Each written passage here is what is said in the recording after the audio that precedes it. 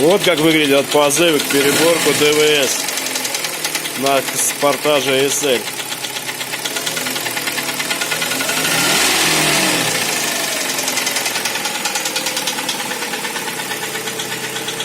И это очередной обладатель Kia Sportage.